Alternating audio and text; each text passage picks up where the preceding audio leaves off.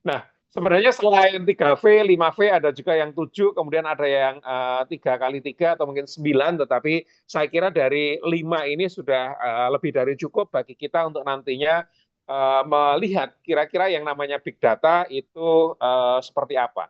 Nah, saya akan mencoba dari sisi volume gitu. Di sini sudah terlihat bahwa uh, ini gambar ini di share sebelum tahun 2020 gitu ya. Dikatakan bahwa di tahun 2020 itu ukurannya sudah zettabyte, bukan lagi tera, bukan lagi peta, tetapi sudah mungkin zeta, itu jauh lebih besar lagi. Dan ini merupakan ukuran yang kalau dibandingkan dengan 15 tahun yang lalu, itu 300 kali. Kemudian kalau kita lihat tadi, saya menduga bahwa teman-teman di sini memiliki mobile phone, yang mobile phone-nya mungkin tidak hanya satu, di mobile phone, satu mobile phone bisa tertanam mungkin 2 atau 3 platform media sosial, berarti bisa kita bayangkan kalau 6 miliar orang, 6 miliar orang memiliki mobile phone, kemudian di mobile phone itu masing-masing punya gambar, punya video, punya konten, punya akun.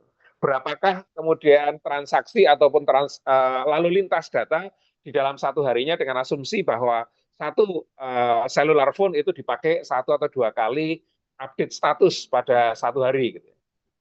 Nah, dari sisi volume saya kira tentu sangat besar, kemudian juga dari sisi velocity. Di sini dikatakan bahwa the New York Stock Exchange capture 1 terabyte of trade information during each trading session. Jadi kalau di sini bahwa dalam satu hari itu bisa kemudian ordernya adalah terabyte, maka berapa besar data yang kemudian terjadi di dalam satu hari. Ya. Jadi di sini adalah 1 terabyte ini adalah untuk one day trading session. Saya kira kalau kita bayangkan dengan data-data yang lain, di belahan bumi ini sangat luar biasa karena di salah satu sumber kala itu saya sempat membaca bahwa satu pesawat Boeing dengan 4 mesin itu ternyata dipantau oleh sensor yang sangat banyak. Sensor untuk suhu, sensor untuk kemudian barangkali tekanan, dan sebagainya, yang itu berproses atau memantaunya itu secara stream, secara terus-menerus. Sehingga kalau kemudian kita coba bayangkan, Boeing itu terbang misalkan 14 jam, 4 mesin katakan, kemudian masing-masing mesin dipantau secara stream, berapakah data yang dihasilkan. Oke, kemudian seperti tadi masalah variety, yaitu jenis-jenis data yang kita temukan. Ada yang kemudian kalau kita pakai YouTube itu berarti video, kalau Facebook itu bisa jadi video atau teks. Kemudian kalau Twitter lebih banyak teksnya. Kalau kemudian kita mengunjungi katakan Scribe, yang itu biasanya sharing untuk presentasi gitu. Kebanyakan adalah teks bertipe PDF. Kemudian veracity di sini uncertainty of data. Jadi kualitas data itu sendiri dan tentang ketersediaan data, apakah memang itu dari sumber-sumber yang bisa kita percaya atau tidak. Nah, ini tadi sudah kita bahas bahwa selain 4 juga ada value. Saya akan sedikit garis bawahi bahwa nilai atau manfaat itu bisa kita ekstrak atau bisa kita ambil.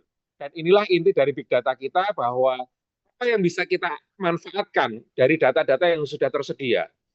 Saya yakin bahwa di internet itu sudah tidak mungkin bagi kita untuk menghitung ada berapa data. Tapi kemudian apakah data itu bermanfaat bagi kita ataukah tidak, itu menjadi pilihan bagi kita semuanya. Apakah kita bisa melihat peluang yang ada di sana ataukah tidak. Mohon maaf kalau kemudian digres sedikit atau mungkin geser sedikit itu ya.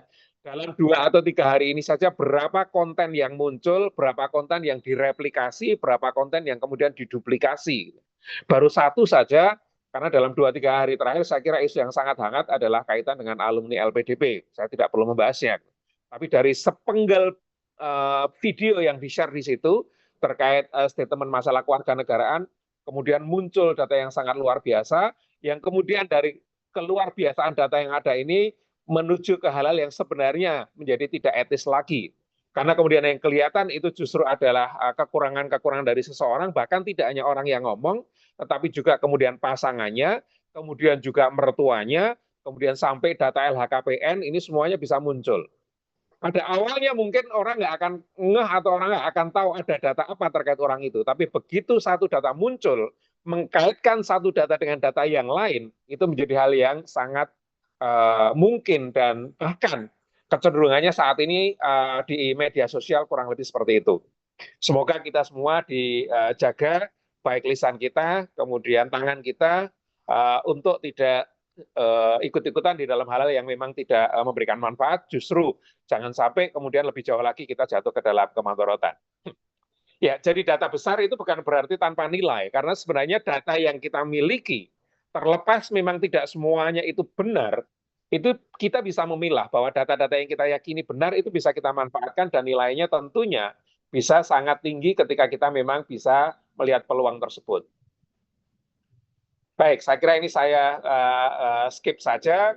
Yang ingin saya fokuskan justru pada bagian bawah di sini bahwa bukan lagi mengapa kita menggunakan big data, karena big data seperti hanya AI, seperti hanya kalkulator, seperti hanya komputer, menurut saya sudah tidak bisa kita hindari lagi. Tapi kalau kemudian kita bisa bergeser, mengapa tidak? Karena memang saat ini yang bisa kita rasakan adalah bahwa data itu bukan lagi efek samping dari satu aktiviti, tetapi justru data itu menjadi aset yang luar biasa. Dulu kalau kita ditanya nama, alamat, mengisi formulir, itu hanya seperti ya kita mengumpulkan data saja, tapi apakah dipakai ataukah tidak? Mungkin 25-30 tahun yang lalu semacam itu tidak ada nilainya. Tapi saat ini ketika kita meminta orang mengisikan data, saya yakin pasti punya tujuan tertentu, dan tujuan itu tidak hanya untuk tujuan tersebut, bisa jadi untuk tujuan-tujuan yang lain. Sehingga bukan lagi mengapa kita menggunakan big data atau mengapa kita perlu big data, kenapa tidak kita balik? Kenapa big data yang ada kemudian tidak kita gunakan kalau memang itu bisa kita manfaatkan untuk hal-hal yang lebih besar lagi. Nah, tadi sudah kita sebut dari media sosial, kemudian dari transaksi digital, e-commerce atau perbankan. Saya yakin semua dari rekan-rekan di sini yang menggunakan layanan bank atau jasa bank menginstal aplikasi mobile phone, kemudian dari mobile phone itu mobile banking, dari mobile banking itu kemudian bisa transfer, bisa kemudian top up, e-commerce, top up, kemudian layanan ojek online dan sebagainya. Kemudian juga sensor dan IoT, saya kira dari teman-teman yang bidang teknik, bidang geografi, bidang geologi, dan bidang-bidang yang lain, saya kira ini menjadi sangat relevan. Termasuk kalau kita lihat sekarang ada etle misalkan saja, atau tilang elektronik, itu tentunya juga beberapa menggunakan sensor. Dari orang yang lewat, ditangkap kamera, kemudian diolah, kemudian dikirim secara stream gitu ya, untuk langsung dimasuk ke dalam database kepolisian. Gitu. Kemudian ada citra satelit, data genomik, ini teman-teman yang dari bioteknologi, gen, kromosom, kemudian protein yang ada di dalam tubuh kita, ini juga tentunya menjadi kajian yang sangat banyak dari sisi data yang dihasilkan. Kemudian juga log website dan aplikasi, dari satu website yang diakses sekian orang, itu dalam 24 jam kira-kira berapakah data transaksi ataupun data akses yang bisa dikumpulkan, tentunya menjadi sangat luar biasa.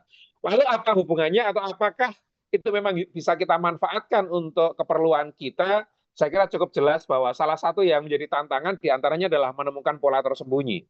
Ketika kita menyimpan data transaksi harian, apakah kita hanya melihat, oh minggu lalu kita laku berapa, 2 hari yang lalu kita terjual berapa, sisa berapa, apakah hanya seperti itu? Nampaknya tidak.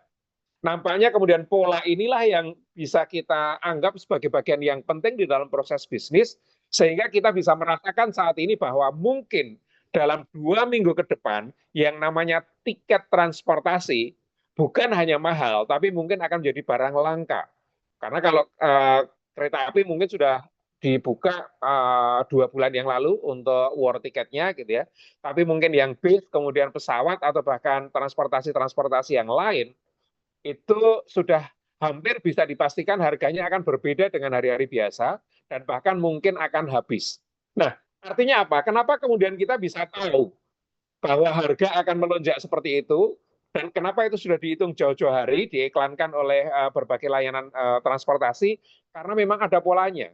Bahwa menjelang Idul Fitri akan ada rencana mobilitas yang luar biasa bagi umat Islam, khususnya di daerah seperti di Indonesia.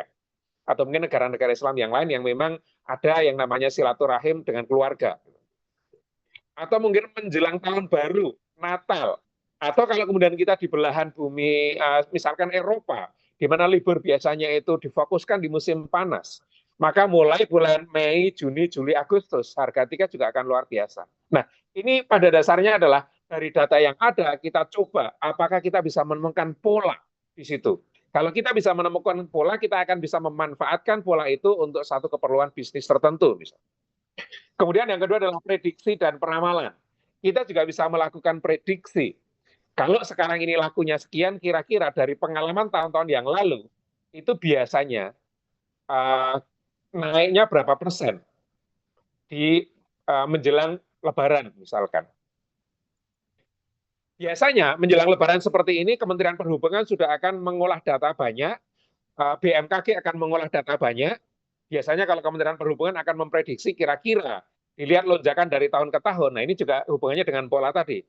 Dari tahun ke tahun diperkirakan bahwa nanti akan menyeberang Selat Sunda, Merabakahuni sekian. Yang akan kemudian menyeberang Selat Bali itu akan naik sekian persen dan sebagainya. Nah, disinilah prediksi dan peramalan bisa dibantu ketika kita punya data dan tentunya dengan prinsip-prinsip statistik kita tahu bahwa prediksi, ramalan, pola dan sebagainya itu akan semakin meyakinkan ketika data yang kita miliki itu semakin banyak.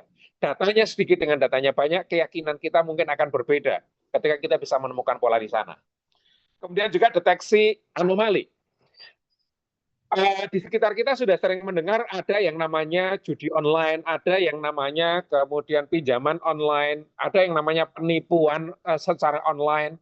Ini merupakan kejadian-kejadian di sekitar kita yang hampir tidak mungkin kalau kita mengenalinya itu hanya dengan cara manual saja. Misalkan saja bagaimana kita tahu bahwa transaksi melalui rekening ini tadi adalah transaksi pencucian uang atau mungkin penipuan. Saya pernah punya teman yang pada saat itu tertipu uang 10 juta. Yang pada saat kemudian dia sadar, selang mungkin 5-10 menit berikutnya dia sadar kalau itu tadi adalah penipuan menggunakan telepon, dia diminta transfer ke nomor rekening tertentu, tapi karena dia punya channel ke Bareskrim, kemudian dia minta tolong untuk dicekkan di Bareskrim koordinasi dengan PPATK, kemudian ternyata bisa dilihat bahwa tidak lebih dari 30 menit, ternyata uang yang tadi ditransfer di satu rekening itu sudah berpindah 18 kali. Jadi belum sampai 30 menit sudah berpindah 18 kali. Sehingga artinya dalam hal ini ada anomali bahwa kalau ada transaksi yang nominalnya hampir sama, berpindah dari rekening satu ke rekening yang lain dalam waktu singkat, maka dicurigai bahwa transaksi itu adalah transaksi yang tidak wajar. Entah itu karena penipuan atau mungkin karena hal-hal yang lain. Nah, kemudian juga personalisasi layanan. Bagi Bapak Ibu yang menggunakan media sosial, sering kemudian muncul rekomendasi. Rekomendasi mungkin ini adalah teman yang Anda kenal. Mungkin ini adalah konten yang Anda minati. Dari mana? Apakah kemudian itu hanya random saja? Sebenarnya tidak. Karena personalisasi layanan ini dilakukan oleh berbagai media dengan menggunakan data-data yang kita berikan, baik sadar maupun tidak sadar. Ketika kita di profil media sosial mengatakan kita lulusan UGM, kemudian saya alumni Austria. Saya menyukai misalkan saja main teknologi. Maka itu bisa menjadi data. Tetapi ada data-data yang lain yang sebenarnya di-capture dari aktivitas kita yang kita tidak sadar. Ketika kita melihat satu video berhenti di situ menonton katakan mungkin 30 detik, itu sudah menjadi data yang luar biasa. Karena bisa diprofil bahwa Anda menyukai atau kita menyukai video dengan genre tertentu.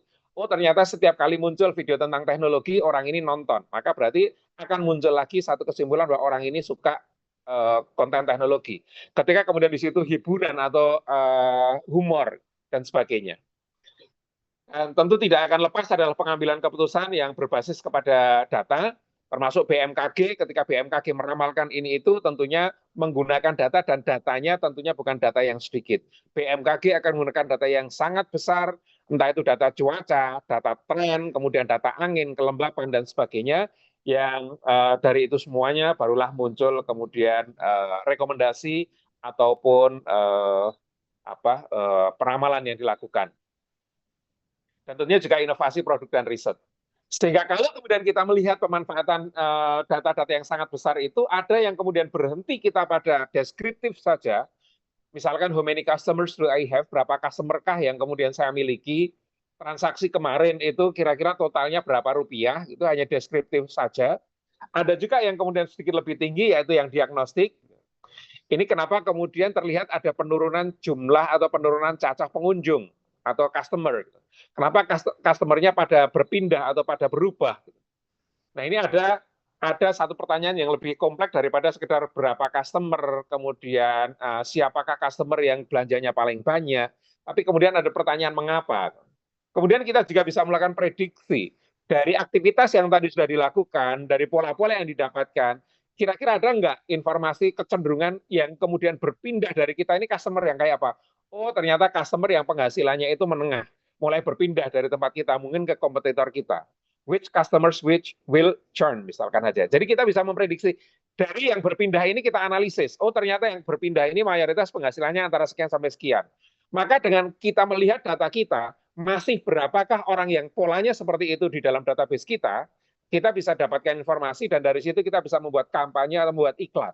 Bapak Ibu, ada layanan seperti ini, ada mungkin bonus seperti ini dan sebagainya yang ditargetkan pada customer yang polanya mirip dengan yang tadi sudah berpindah pelanggan tadi. Sehingga di sini sudah lebih tinggi lagi, sifatnya lebih ke prediktif dan juga kemudian ada yang preskriptif. Kira-kira apakah yang bisa kita rekomendasikan?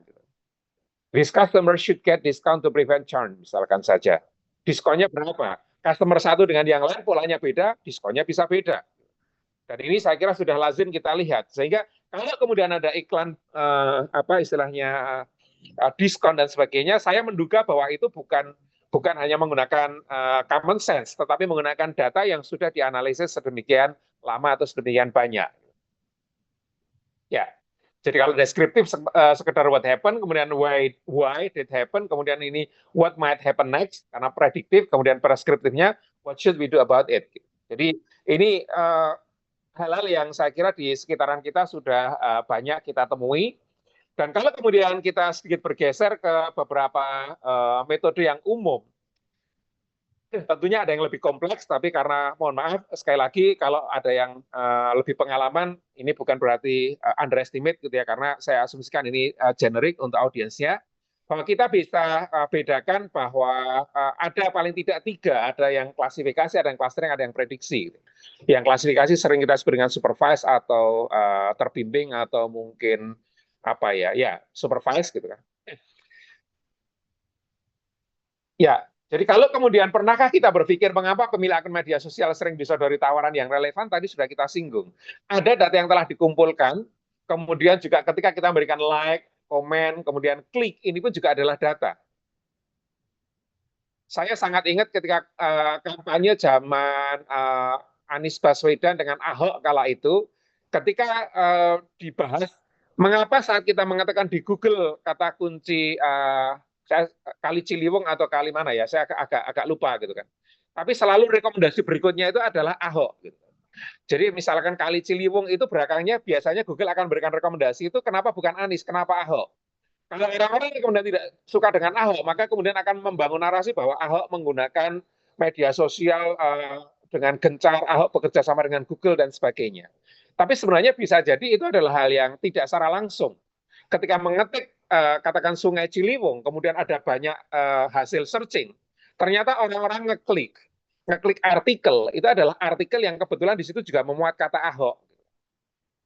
Atau sama-sama ada kata Ahok, ada kata Anies, tetapi Ahoknya di situ di bold atau mungkin hurufnya lebih gede. Gitu. Nah, jadi di sini kita tahu bahwa ternyata ada konten yang diklik oleh banyak orang, itu adalah ternyata kaitan dengan Sungai Ciliwung, tetapi yang ada kata Ahok. Yang ada kata Anies tidak banyak yang ngeklik. Maka dalam hal ini media sosial kemudian akan membuat asosiasi bahwa Sungai Ciliwung dengan Ahok ini ada hal yang spesial. Sehingga kapanpun orang itu ngeklik kali Ciliwung, muncul rekomendasi diantaranya adalah rekomendasi kalau di situ diberikan Ahok gitu ya. Atau mungkin kalau Bapak Ibu biasa menggunakan Google gitu ya, kemudian kita akan mengecekkan kata Habib gitu. Apakah kemudian di belakangnya itu akan muncul Habib Mustafa ataukah mungkin Habib yang lain? Ini bukan berarti bahwa Google itu menganggap HP Mustafa ini sangat sangat terkenal, bukan, karena kebetulan di sini saya sudah di bagian kanan atas terlihat di sini bahwa saya sudah login gitu kan. Karena ini loginnya dengan login saya atau dengan akun saya, maka dia sudah tahu bahwa akun saya ini kalau ngetikkan Habib ya yang kaitan dengan dirinya gitu. Sehingga di sini muncul Habib IEEE, kemudian Springer atau mungkin hal-hal yang lain. Nah, ini adalah contoh bahwa hal-hal yang kadang-kadang tidak kita sadari itu pun akan menjadi data bagi pembelajaran mesin yang menggunakan big data. Nah, kalau kemudian kita lihat tentang supervised learning atau pembelajaran mesin yang terbimbing, diantaranya adalah klasifikasi. Kenapa? Karena di sini dia memiliki label, sehingga dari label ini kemudian akan dicari polanya.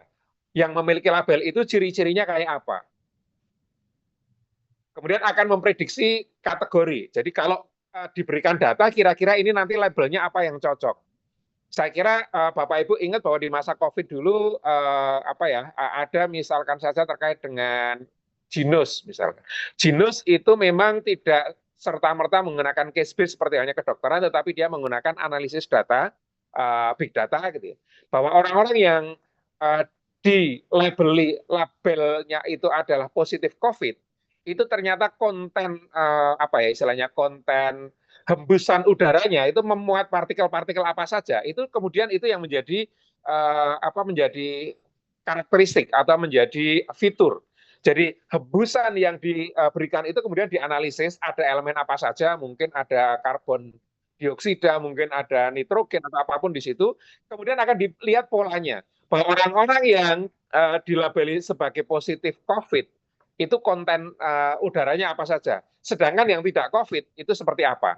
Dari situ kemudian akan kelihatan polanya bahwa kalau nanti diberikan data, diberikan contoh udara seperti ini, kira-kira udara ini berasal dari nafasnya orang yang COVID atau tidak, maka itu akan dilakukan proses yang di sini pengelompokannya didasarkan pada label tadi, COVID atau tidak COVID.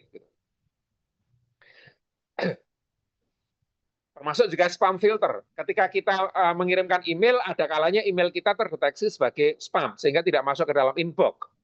Ada kalanya yang ternyata spam itu terdeteksi tidak spam juga, itu justru malah akan lolos. Karena apa? Karena di sini sebenarnya mesin mencoba untuk mengelompokkan berdasarkan fitur yang ada, apakah dia kategorinya spam ataukah tidak spam. Sedangkan yang kedua di sini adalah yang unsupervised, berarti unsupervised ini tidak ada labelnya, dari fitur-fitur yang ada kemudian dicari kemiripannya, ini kelompok 1, ini kelompok 2, kelompok 3, tanpa tahu kelompok 1 ini kelompok apa, kelompok 2 ini kelompok apa, kelompok 3 kelompok apa. Sehingga nanti kalau kemudian diberikan data lagi, ini masuk ke kelompok yang mana? Itu adalah yang unsupervised. Contohnya adalah misalkan di sini ya ada contoh segmentasi pasar, analisis topik. Kira-kira ini kalau pembelanjaannya sekian, itu masuk yang mana? Oh, masuk yang ke sana. Nah, kemudian juga ada yang prediksi. Tadi ada yang preskriptif, ada yang sebelumnya adalah prediktif. Meramalkan nilai-nilai numerik berbasis pada data historis. Kemudian contohnya adalah prediksi penjualan, peramalan cuaca, dan sebagainya. Oke, karena tadi mungkin saya diberikan waktu sampai jam 5, barangkali saya lanjutkan dulu saja. Jadi ini terkait dengan tadi klasifikasi, metode supervise yang memprediksi kategori atau kelas, kumpulkan data, kemudian latih model dengan data tersebut. Jadi kalau kita punya data, misalkan datanya itu ada 6 juta gitu ya, datanya ada 6 juta, mungkin yang 5.500.000 gitu ya, ini kita pakai untuk yang namanya training. Yang namanya training. Jadi melatih agar bisa dikenali pola-pola data seperti apa. Yang kategorinya itu spam yang kayak apa, yang tidak kayak apa. Kemudian mungkin masih ada yang lain lagi yang 500.000. Nah, 500.000 mau digunakan untuk apa? Apakah untuk testing? Apakah termasuk untuk data validation? Jadi bisa yang 500 ini untuk ngetes. Oke, saya sudah berhasil membangun model, sudah saya kenalkan dengan banyak data. Kalau 500.000 ini saya masukkan, kira-kira yang berhasil dikenali dengan baik berapa persen?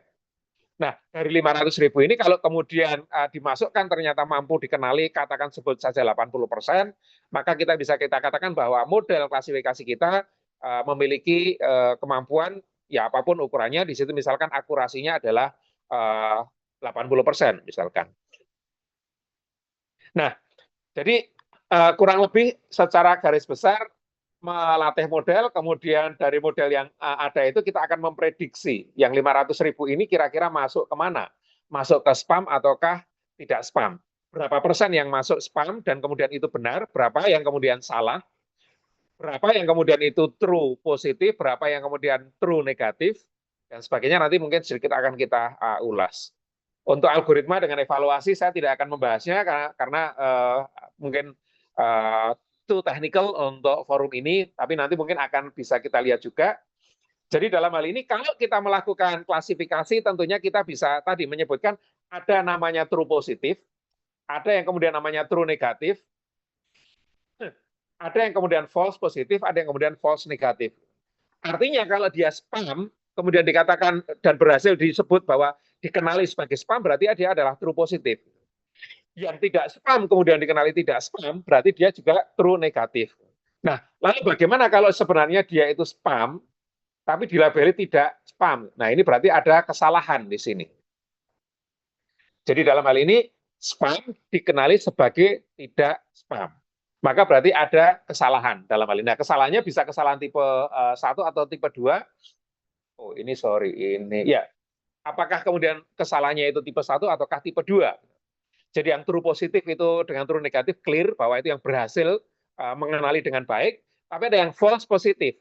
Model memberikan prediksi yang salah untuk kelas negatif.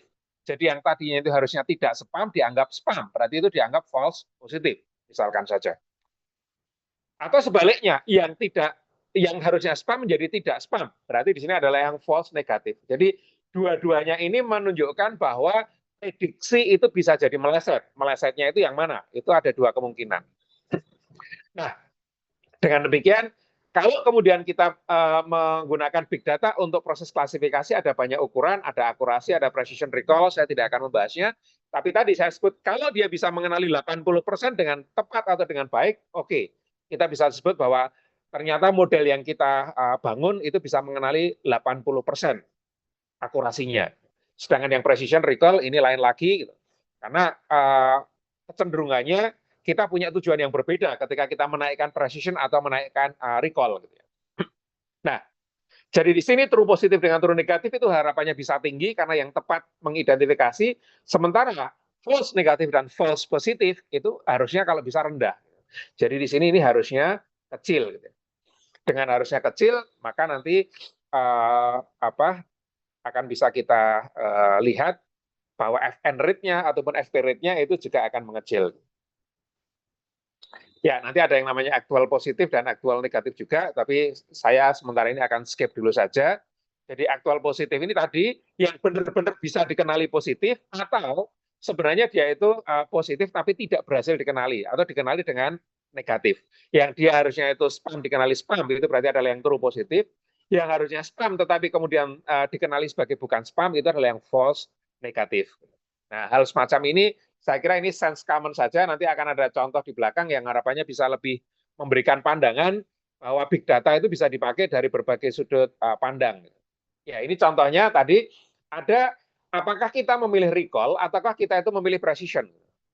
Transaksi bank misalkan saja, fraud dengan tidak fraud. Tadi apakah ini transaksi bank ini penipuan atau bukan penipuan?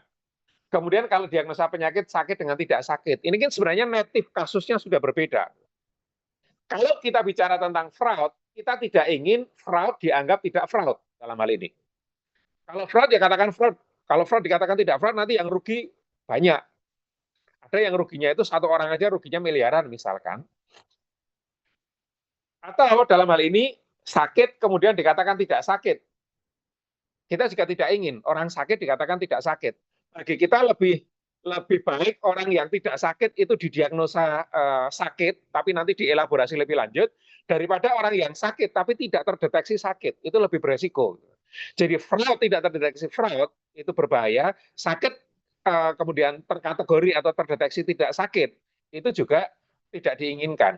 Sehingga dalam hal ini harusnya kesalahan deteksinya itu harus kita buat rendah. Nah, ini nature-nya berbeda dengan yang namanya spam. Kalau spam di sini kita lebih milih mana gitu kan? Yang spam dilabeli tidak spam atau yang sebenarnya tidak spam itu dilabeli spam. Banyak orang yang lebih memilih bahwa saya mending menerima spam daripada surat yang tidak spam itu kemudian dikategorikan spam. Jadi yang tidak spam dikategorikan spam ini justru lebih dihindari ternyata. Maka dalam hal ini ada yang namanya yang kita atur itu adalah false positifnya, atau yang bukan yang kita atur, yang kita inginkan itu adalah false positifnya itu rendah. Jadi dari kasus tentang bank dan penyakit, ini nature-nya berbeda dengan yang deteksi spam. Karena kalau kita tinggikan threshold-nya, batasnya, gitu, bahwa hanya yang lebih dari 80% saja yang dilabeli spam, maka nanti akan ada banyak yang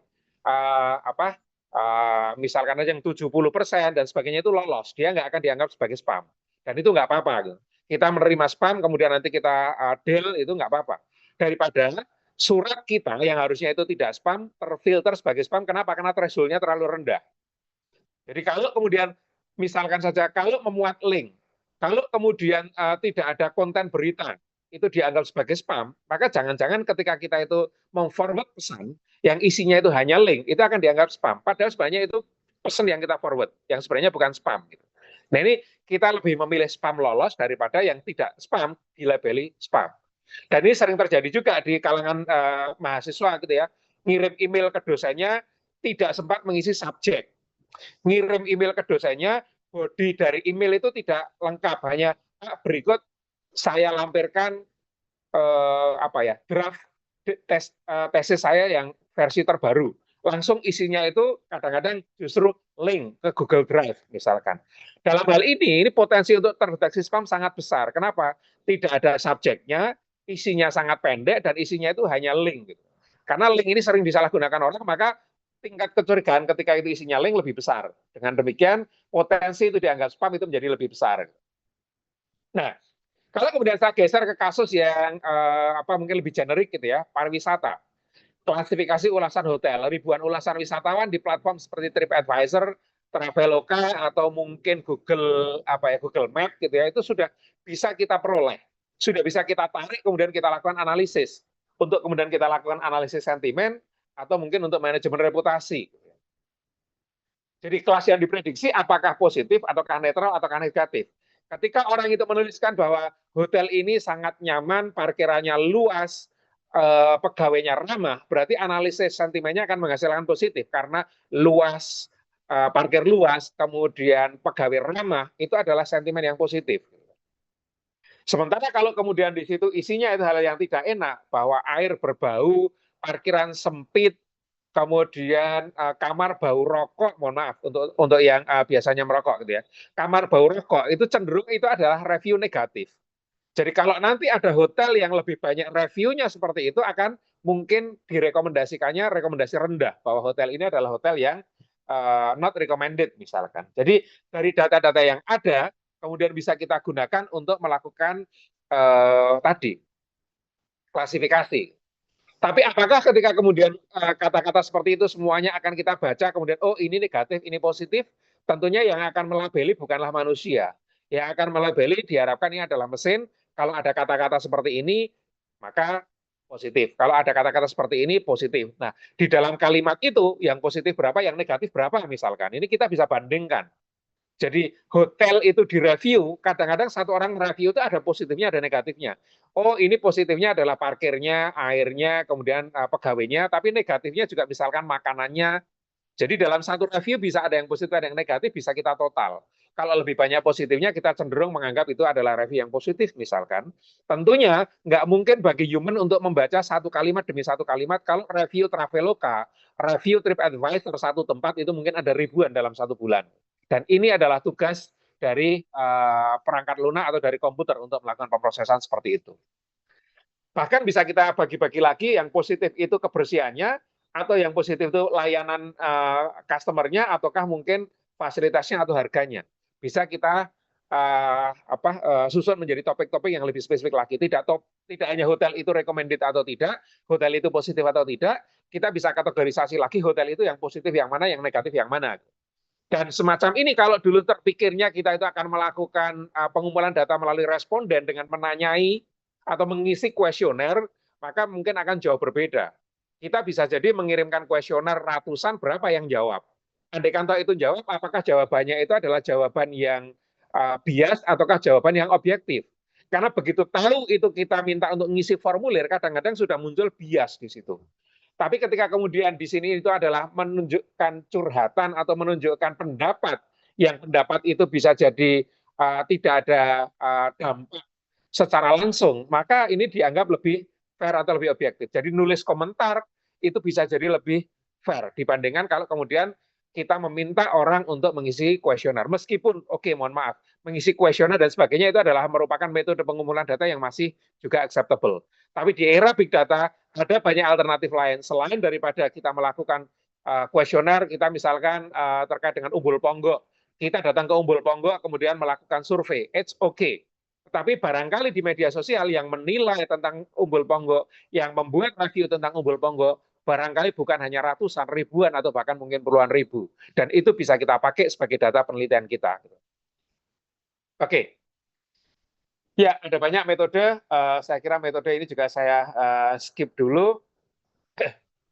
Kemudian kajian media, mendeteksi apakah berita itu hoax atau tidak. Ini juga menjadi tantangan tersendiri di era kita.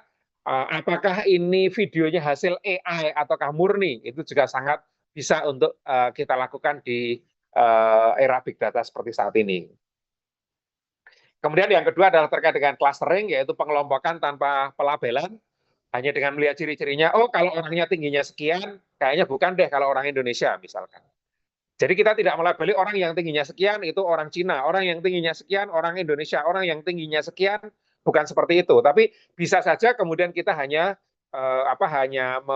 tidak ada label negaranya, orang tinggi kemudian warna kulit dan sebagainya nanti akan dikelompokkan yang tinggi segitu, yang warna kulit segitu akan menjadi kelompok pertama, kelompok kedua, kelompok ketiga. Pertama, kedua, ketiga nggak ada labelnya. Tapi mesin akan bisa mengelompokkan seperti itu dengan apa yang selama ini barangkali lazimnya di teman-teman yang menggunakan big data disebut sebagai clustering. Dalam dunia pariwisata, misalkan aja ada data kunjungan, data pengeluaran, data demografi, data preferensi. Kemudian nanti akan dikelompokkan. Oh, ternyata kombinasi dari frekuensi, lama tinggal, kemudian transportasinya, apakah ojek online, apakah kemudian mobil pribadi dan sebagainya akan bisa dikelompokkan. Ada kelompok pertama, ketiga, keempat, dan seterusnya. Pada awalnya mungkin kita memang tidak punya label apakah ini bisnis lansia dan sebagainya, kelompok satu, kelompok dua. Tapi ternyata ketika kemudian kita punya data pendukung, bisa kelihatan polanya juga. Oh, ternyata yang anggarannya terbatas, lama tinggal, wisata alam itu kelompok satu. Ketika kita cross-check dengan data-data yang tadi, oh itu kayaknya ciri-cirinya para backpacker muda misalnya. Tapi pada awalnya nggak ada label bahwa ini backpacker muda, ini adalah bisnis, ini lansia, nggak ada seperti itu. Hanya memasukkan data kunjungan, kemudian orang itu pengeluarannya berapa selama berwisata, kemudian usianya berapa, kemudian yang dikunjungi titik-titik mana. Ini tidak ada labelnya. Sehingga ketika kemudian dikelompok-kelompokkan, ada kelompok satu, kemudian ada kelompok dua, kemudian ada kelompok tiga. Nah, nanti diberikan data lagi bahwa ada nih kunjungan wisata, bahwa dia tinggalnya sekian lama, transportasinya itu transportasi pribadi, usianya sekian, wisatanya itu ternyata sukanya adalah wisata kuliner dan budaya. Dia kelompok mana? Oh, dia kelompok dua. Nah, kelompok dua. Tidak tahu kelompok dua ini menggambarkan apa. Tapi dengan mungkin sedikit data pendukung bisa aja akhirnya nanti kita bisa mengerucut, oh kecenderungannya kelompok dua ini adalah ternyata mereka-mereka yang penghasilannya adalah menengah misalkan, karena tadi pakai mobil pribadi, sukanya kuliner, kita tahu bahwa kuliner ini biayanya tentunya juga tidak rendah. Sekali lagi, clustering tidak ada labeling di awal, kita hanya dari fitur-fitur itu kita kelompok-kelompokkan, kemudian nanti kalau ada data baru masuk kelompok yang mana, kita nggak tahu labelnya. Demikian juga dengan yang tadi terkait dengan isu politik, maka nanti kita bisa cek kira-kira ketika orang itu membuat konten, kontennya ini dikelompokkan kelompok berapa, kemudian dia ternyata lebih suka pada konten ekonomi atau apa, ini adalah fitur yang lain. Ada proses yang lain, proses selanjutnya. Nah, kemudian yang prediksi, ada banyak yang juga bisa kita lakukan, mungkin yang paling sederhana itu dengan regresi, gitu, atau mungkin tipe-tipe forecasting yang lain. Di data wisata, misalkan ada data kunjungan, kemudian musim, kemudian event, dan sebagainya, kita bisa mendapatkan gambaran kira-kira kunjungan wisata yang disukai oleh orang-orang dari Cina misalkan, itu nanti akan terjadi di bulan apa. Ini bisa kita kaitkan dengan tadi menemukan pola atau kemudian kita prediksi.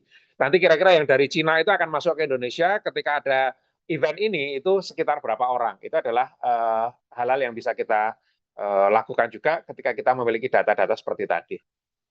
Baik, ini ada contoh gitu ya yang sangat populer di Kaggle.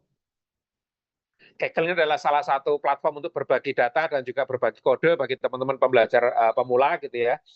Bahwa di sini ada contoh data yang datanya itu ada 4, kalau nggak salah ada 4 atribut gitu. Ada 4 atribut, panjang kelopak, kemudian di situ ada lebar kelopak, kemudian ada panjang mahkota dan lebar mahkota. Masing-masing di situ akan ada 50 itu dari sampel iris setosa, versicolor dan virginica. Jadi di situ ada data bahwa iris setosa yang pertama panjang kelopaknya berapa, lebar kelopaknya berapa, panjang mahkota berapa, lebar mahkota berapa. Kemudian labelnya adalah iris setosa. Kemudian nanti yang kedua, yang ketiga dan seterusnya. Nah, dari cara yang seperti itu kemudian ternyata bisa dikelompokkan. Bisa dikenali bahwa kalau iris setosa itu kayak apa gitu. Oke, mohon maaf, ini mungkin saya pindah saja untuk share-nya. Gitu.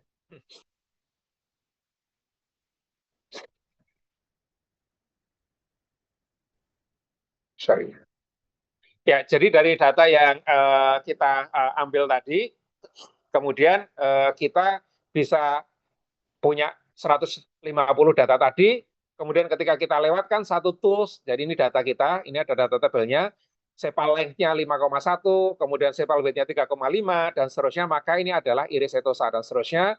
Kemudian yang versi color, ini length-nya berapa, dan seterusnya, ada 150 data. Nah, dengan mengenali fitur-fitur sepal length, sepal width, dan seterusnya ini, kemudian bisa dilihat polanya. Jadi kalau Bapak Ibu lihat polanya semacam ini ketika digambarkan titik-titiknya, oh ternyata kita bisa membuat semacam aturan bahwa yang iris setosa itu petal width-nya berapa, petal length-nya berapa. Ternyata akan mengerucut di sini. Sementara yang merah yang iris versicolor ada di sini dan yang hijau yang iris virginica itu ada di katakan kanan atas. Nah, nanti kalau kemudian ada data baru dimasukkan, misalkan di sini oh petal width-nya itu kurang dari 2 cm. Oh, kalau petal width-nya kurang dari 2 cm berarti yang warna biru, berarti dia nanti kecenderungannya adalah iris setosa. Oh, petal width-nya ternyata 4 cm. Oh, berarti kalau 4 cm dugaan saya itu adalah versicolor misalkan saja. Kalau hanya melihat pada petal length-nya, petal length-nya. Tapi kombinasi petal length, petal width, dan seterusnya itu akan menjadi atribut atau akan menjadi fitur yang akan menjadikan prediksinya atau klasifikasinya itu menjadi semakin tepat harapannya. Nah, ini karena kita menggunakan petal length dan petal width, kita bisa mendapatkan semacam ini, sehingga dari yang semacam ini bisa dihasilkan semacam apa ya, rule atau aturan gitu. Dari sini kemudian bisa kita turunkan semacam aturan bahwa dari data tadi mesin berhasil membangun model yang mengatakan bahwa dari 150 ini ada iris setosa itu 50. Berdasarkan kategori peta length-nya dapat saya rumuskan bahwa iris setosa berhasil diidentifikasi 50 dengan sukses gitu. Yaitu yang peta length-nya adalah kurang dari 1,9 cm misalkan saja. Bagaimana dengan yang kalau peta length-nya itu lebih dari 1,9 akan mengikuti yang jalur kanan. Oh, bisa jadi itu adalah versi color atau yang virginica. Nah, dari situ kemudian dikombinasi antara petal length dengan petal width, sehingga kalau nanti ada data baru, akan dibandingkan petal length-nya. Kalau petal length-nya lebih dari 1,9, akan dibandingkan petal width-nya. Kalau petal width-nya itu ternyata kurang dari 1,7, akan bergeser ke kiri. Oh, kecenderungannya ternyata adalah versi color misalkan. Nah, dengan demikian mesin akan bisa mengelompokkan dengan lebih cepat ketika kemudian data baru itu dimasukkan ke dalam model yang kita bangun. Nah, itu adalah contoh proses yang kategorinya klasifikasi.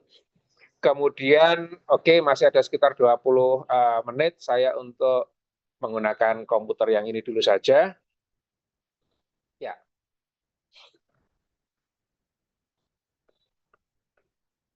Ya, jadi ini yang tadi yang kaitannya dengan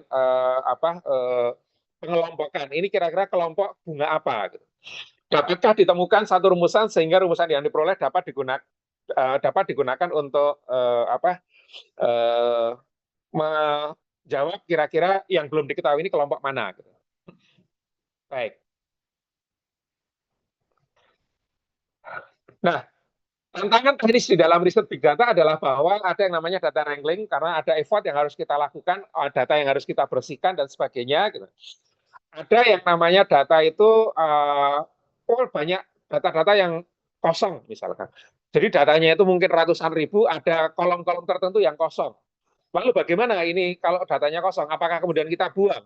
Kalau kita buang sayang. Kenapa? Karena ada 10 kolom yang kosong hanya kolom satu saja misalkan. Atau hanya kolom 3 saja. Yang 9 kolom kan masih bisa dipakai. Nah, ada di dalam data analitik atau data science yang kaitannya dengan itu. Lalu bagaimana kalau kosong? Diapakan? Diisi dengan rata-rata atau apa itu ada banyak hal. Tapi ternyata juga bukan hanya itu. Ada yang sering tidak konsisten, ada yang kemudian mencurigakan, ada tinggi badan orang Indonesia yang tingginya 4 meter misalkan. Kenapa? Karena ini salah di dalam menginput di dalam komputer misalnya. Nah ini akan bisa kita lakukan dulu pembersihan data terlebih dahulu. Yang kosong kita isi, yang tidak konsisten kemudian gimana tindakan yang kita ambil, yang outlier itu lalu bisa kita deteksi ada berapa persen yang outlier dan sebagainya. Kemudian tantangan yang berikutnya adalah skalabilitas bahwa algoritma yang bekerja di dataset kecil belum tentu dapat bekerja di dataset besar, perlu komputasi yang terdistribusi. Jadi kalau datanya mungkin ratusan ribu atau mungkin 1-2 juta dengan komputer lokal bisa. Tapi ketika kemudian kita lihat seperti AI saat ini, nampaknya hampir tidak mungkin kalau itu kita lakukan dengan komputer-komputer kecil. Bahkan di dalam 1-2 bulan terakhir ini muncul semacam awareness bahwa AI ini sangat membantu kita, tetapi kita juga harus sadar bahwa resource yang dipakai untuk mengelola AI ini sangat boros. Terutama salah satunya adalah untuk pendinginan server. Sehingga kemudian air banyak yang diarahkan ke sana, energi banyak yang dipakai untuk mendinginkan sana, dan sebagainya. Atau barangkali Bapak Ibu juga merasakan dalam 3-6 bulan terakhir, harga RAM itu mahal. Kenapa? Karena ternyata banyak mereka-mereka yang mau membangun server AI itu membutuhkan RAM. Sehingga provider RAM ini kemudian menjualnya ke mereka, bukan ke retail-retail yang kecil. Nah, balik ke skalabilitas ini, komputer yang saat ini dipakai untuk mengolah data besar tentunya membutuhkan resource capability yang juga sangat spesifik, sehingga di sini gimana caranya agar ketika datanya semakin besar, resource yang dibutuhkan ini mudah ditambahkan. Kalau dulu bayangannya kalau komputer kita itu lambat, kita ganti yang memorinya besar, ganti yang katakan prosesornya cepat. Itu tidak scalable gitu kan. Tapi sekarang yang lazim adalah kalau kemarin kita olah dengan satu komputer, gimana caranya agar dengan 2 komputer, 3 komputer, 4 komputer. Nah ini kita bicara skalabilitas. Kita nambahkannya horizontal, tidak menambahkan secara vertikal. Ini adalah era yang di mana kita berpikir tentang pertumbuhan yang begitu pesat ini gimana nanganinya? Apakah kita kemudian setiap kali datanya bertambah terus kita ganti komputer yang besar storage-nya, besar memorinya, besar prosesornya? Tentunya tidak. Yang kita kemarin sudah dengan satu komputer, sekarang dengan 2 komputer, dengan 3 komputer, seakan-akan 3 atau 4 komputer ini satu kesatuan atau secara logik itu sebagai satu server misalkan dengan grid computing, cluster computing, dan sebagainya. Kemudian infrastruktur, butuh komputasi awan atau komputasi cloud yang tidak murah. Saat ini eranya memang pemrosesannya itu tidak di komputer lokal, pemrosesannya bisa dimanapun. Gitu. Datanya itu data milik UGM, komputasinya bisa menggunakan server yang ada di luar negeri yang kita nggak tahu. Kita bahkan nggak penting tahu servernya ada di mana, saya nggak penting tahu. Yang penting saya kirimkan melalui layanannya Google, nanti sampai ke saya sudah jadi, misalkan. Komputasinya Google di mana? Di Singapura, di Jepang, nggak penting bagi saya. Kemudian juga keahlian interdisipliner, di mana butuh kombinasi berbagai domain knowledge, ada yang tadi statistik, ada yang kemudian kalau kita memang pengen mengolah sendiri servernya berarti tentang hardware, tentang database, tentang ya macam-macam yang jelas. Kemudian reproducibility, hasil sulit direproduksi jika sangat dinamis. Kode tidak terdokumentasi atau parameter yang tidak tercatat. Jadi mestinya kalau kita membangun pemanfaatan big data, bagaimana caranya itu bisa kita lengkapi atau bisa kita prediksi dengan kita produksi dengan terdata, terdokumentasi, sehingga kalau mau kita ulang lagi kemudian ada yang kurang atau ada yang kita tambahkan, semuanya tercatat dengan baik. Baik, tantangan non teknisnya adalah bias. Data media sosial hanya mewakili pengguna aktif. Bias usia misalkan 15 sampai 35. Yang usianya 60 nggak banyak pakai media sosial. Yang usianya di bawah 12 nggak banyak pakai media sosial karena memang kebanyakan media sosial itu tidak mengizinkan usia di bawah 13 tahun punya akun sendiri. Misalkan saja. Jadi kalau nanti kita menggunakan data media sosial, sementara kita menginginkan kesimpulan yang kesimpulannya itu bisa menggambarkan masyarakat secara generik, maka bisa jadi akan bias karena sekali lagi data media sosial yang tadi sangat banyak, barangkali sumber datanya itu tidak mewakili seluruh lapisan masyarakat dari sisi usia, tapi hanya usia-usia tertentu saja. Yang kedua, tadi dari sisi jumlah, karena kalau saya tadi mengambil contoh yang Kaggle tadi 150 data bunga, 150 ini mungkin masih terlalu kecil, belum cukup representatif untuk menyimpulkan ataupun untuk membangun model alam yang sebenarnya. Nah ini tentunya harus kita pahami juga. Kemudian sampling bias, kemudian label bias. Jadi seperti tadi, kalau misalkan saja kita itu pengen menanyai seorang expert, Pak, kalau atau katakan dokter, kalau gejalanya gini, gini, gini, kira-kira penyakitnya apa, dok? Nah, ini dokter akan diminta pendapatnya, itu akan jadi label. Oh, kalau itu berarti dia demamnya tipes. Oh, kalau itu demamnya adalah DBD. Tipes DBD akan menjadi label. Tapi tidak bisa kita pungkiri bahwa dari atribut ataupun fitur yang tadi kita sampaikan, seorang dokter mungkin bisa jadi pada saat menjawab itu ada asumsi yang kelewat. Sehingga ketika ditanyakan ke satu dokter, dia itu menjawab itu adalah demamnya tipes. Ketika ditanyakan ke dokter lain, itu demamnya adalah misalkan ISK, infeksi saluran kencing misalkan. Jadi fiturnya sama, kenapa labelnya bisa berbeda? Ya ini karena tadi labelingnya barangkali itu tergantung pada subjektivitas yang memberikan label.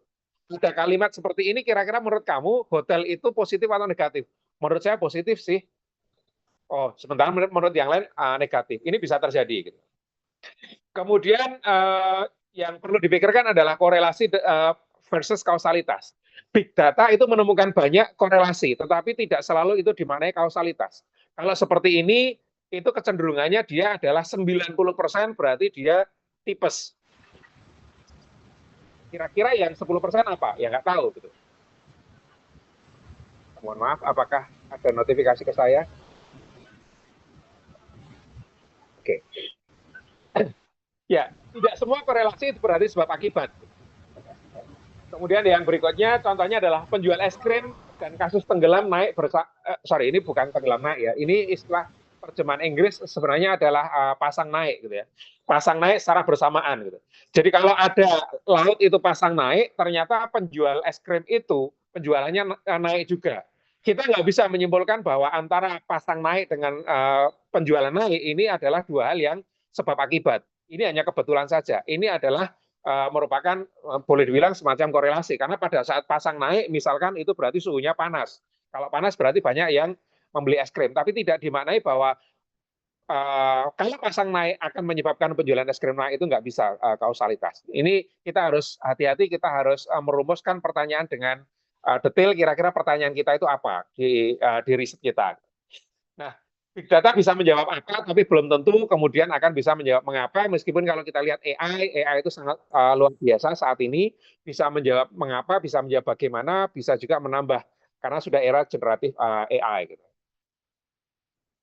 Nah, juga terkait dengan privasi, informed consent, kalau kita kemudian mengambil data dari media sosial, apakah kemudian data itu sesuai dengan kaidah informed consent atau tidak? Karena kalau saya toh kemudian memanen akun dari katakan akun seseorang, itu saya belum minta izin ke orang tersebut, bisa jadi. Gitu. Karena saya hanya pengen mengambil konten Twitter yang mengandung kata MBG. Nah, ternyata siapapun yang di situ itu mengandung MBG, itu kemudian saya ambil tanpa saya minta izin, misalkan saja. Kemudian juga aplikasi Peduli Lindungi, pengguna tidak tahu data mereka digunakan lebih luas untuk riset atau komersialisasi. Kemudian juga BPJS dan sebagainya. Nah, dalam hal ini kita juga perlu memahami jangan mudah untuk membagi data. Kalau memang data itu merupakan data yang menurut kita punya level privasi tertentu. Individu itu memiliki kendali atas informasi tentang dirinya, dan informed consent adalah sebagai implementasinya. Apakah saya mengizinkan orang lain untuk menggunakannya? Kalau mengizinkan ya sudah. Sehingga bagi saya kalau orang itu sudah membagikan kontennya di dalam media sosial dan kontennya itu adalah publik, saya mengasumsikan ya itu sudah publik gitu. Tapi juga nggak salah juga kalau kemudian kita mohon izin apakah boleh di-share misalkan. Kita tanya dulu juga nggak salah, tapi by default biasanya orang mengasumsikan kalau sudah dibagi media sosial, dan media sosialnya itu open tanpa kita itu harus register, atau tanpa kita harus approve apakah ini friend atau unfriend, maka berarti ya kita anggap saja publik. Gitu. Ya, jadi kadang-kadang kita membatasi friend kita boleh, tapi yang bukan friend kita harus izin misalkan. Dan berbagai hal, termasuk anonimisasi dalam hal ini, dan beberapa hal yang lain, sehingga dalam hal ini di era big data anonimisasi sempurna itu akan boleh dibilang sulit dicapai karena bisa tadi gadok-gadok tadi DS yang terkait dengan keluarga negara anaknya Inggris itu dia tidak pernah menyinggung apapun. Tapi ternyata orang bisa menghubungkan bahwa DS ini suaminya namanya siapa, suaminya ini anaknya siapa, orang tua atau mertua dari DS ini LHKPN-nya itu tahun kemarin berapa, itu ternyata kemudian akan bisa dirunut. Sehingga dengan yang seperti ini, anonimisasi yang sudah kita lakukan pun kadang-kadang juga bocor karena ada data yang mungkin di situ bisa dihubungkan dengan data-data yang lain. Baik, saya kira itu beberapa hal terkait dengan big data kaitannya dengan riset. Mungkin nanti bisa kita lanjutkan dengan beberapa diskusi. Karena waktu yang tadi sudah diberikan ke saya mungkin tinggal 5 menit lagi. Saya kira untuk slide saya rasa cukup barangkali. Saya kembalikan kepada moderator. Terima kasih. Baik, Bapak Habib, matur nuwun pemaparan materi, dan kita akan lanjut sesi diskusi ya Bapak Ibu semuanya. Ternyata big data tidak sampaikan sangat kompleks sekali dan juga dinamis dari keseharian kita menggunakan handphone, penggunaan media sosial, kita tidak lepas dari big data yang ada dari gambar, video dan sebagainya. Tadi sudah disinggung juga ada 5 karakteristik dalam big data itu sendiri. Yang pertama ada volume yang berkaitan dengan jumlah, ada kecepatan, keberagaman, kemudian mempengaruhi tingkat percayaan kita dari data yang kita peroleh itu dari mana misalnya, atau memerlukan sumber-sumber data untuk validasinya, sehingga nanti dari data yang telah kita peroleh ternyata misalnya banyak sumber yang mendukung, sehingga kita dapat menyimpulkan bagaimana manfaat atau nilai dari data itu sendiri. Kemudian tadi ada juga yang mengapa sumber big data itu penting, tadi disampaikan oleh Pak Habib, yaitu untuk kita menemukan suatu pola yang tersembunyi. Mungkin selama ini dari ketersediaan data yang sangat beragam, yang banyak itu, kita tidak bisa membacanya misalnya, kita tidak bisa mengolahnya atau memprosesnya. Lalu dari data yang ada, kita berusaha untuk memprediksi atau meramalkan suatu kejadian, misalnya tadi berkaitan dengan cuaca bisa atau berkaitan dengan pelayanan. Kemudian juga untuk mendeteksi anomali dari data yang ada, saat tadi dicontohkan ada transaksi yang berkaitan dengan transaksi bank, tadi ada 18 transaksi dalam waktu 30 menit. Kemudian ada personalisasi layanan, sehingga nanti dari big data yang ada akan mempengaruhi suatu pengambilan keputusan bagi kita sendiri. Tadi contohkan yang berkaitan dengan hotel, ada yang mungkin Bapak Ibu sering keluar kota atau melakukan perjalanan wisata, kemudian memberikan rating terhadap hotel, fasilitas layannya bagaimana, sehingga nanti dari big data yang ada, si pengelola dapat mengambil suatu keputusan atau kebijakan atas pengelolaan hotel itu sendiri, kemudian juga akan melakukan inovasi-inovasi yang mungkin dinilai akan dapat mendatangkan suatu pengguna yang baru lebih banyak lagi, sehingga misalnya berkaitan dengan hotel, banyak orang yang menginap di situ, seperti itu. Nah, langsung saja kepada Bapak Ibu semuanya yang akan mengajukan pertanyaan secara langsung, silakan saya langsung berikan kesempatan untuk raise hand, monggo Bapak Ibu.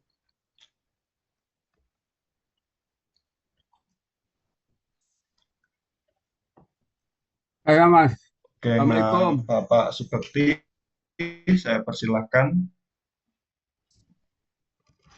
Suara saya bisa didengar? Sampun, sudah Iya, Bapak, bisa. monggo Assalamualaikum bisa langsung warahmatullahi mengajukan. wabarakatuh. Terima Ya. kasih melalui moderator. Waalaikumsalam Pak warahmatullahi Habib, wabarakatuh. saya aktivis LSM, bukan mahasiswa, bukan dosen, bukan pegawai. Ya, saya sudah cukup umur, cuma saya senang gitu ngikuti kegiatan apa mempelajari lah gitu. ChatGPT AI. Nah, saya itu kan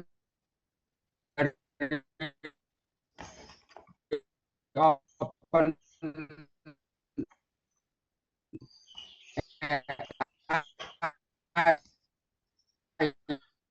Eh, Pak Bekti, suaranya terputus Pak Bekti.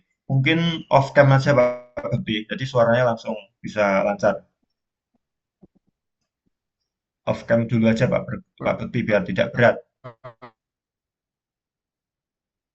Halo Pak Bekti,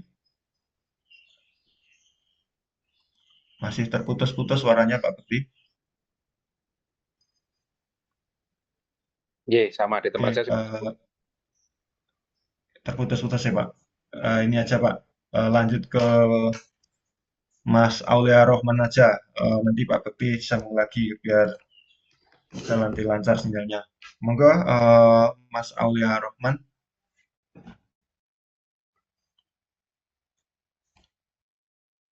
Suaranya masih termut Mas, mic-nya. Open mic dulu. Baik, terima kasih untuk Mas Anggoro yang sudah memberikan waktunya. Assalamualaikum. Waalaikumsalam warahmatullahi wabarakatuh. Ya, baik. Terima kasih pada Prof. Habib yang sudah memberikan pencerahan di bidang big data yang memang luar biasa penjelasan beliau. Jadi saya ingin bertanya, saya sedang studi S3 di UNS Solo, Doktor Ilmu Hukum. Jadi saya kaitannya sama riset. Jadi mungkin tadi ingin memperdalam bagaimana Prof kita mendalami atau memakai big data ini kepentingan riset kita. Apalagi saya nih bidang doktor ilmu hukum, itu bagaimana Prof? Karena memang penjelasan Prof tadi kan bagus itu. Jadi data-data kita ini kan sudah dimuat dalam satu platform big data, baik itu informasi di media sosial, apa di Google, atau mana saja yang ada muatannya dengan data, sehingga bagus untuk membantu atau bahkan bisa jadi sumber data riset kita. Ini bagaimana kita menjadikan big data ini jadi sumber data riset kita gitu, Prof. Jadi terima kasih Prof. Assalamualaikum warahmatullahi wabarakatuh. Waalaikumsalam warahmatullahi wabarakatuh. Iya, terima kasih. Mungkin langsung dijawab aja ya Mas Anggoro, nanti tidak lupa. Oke, monggo Bapak.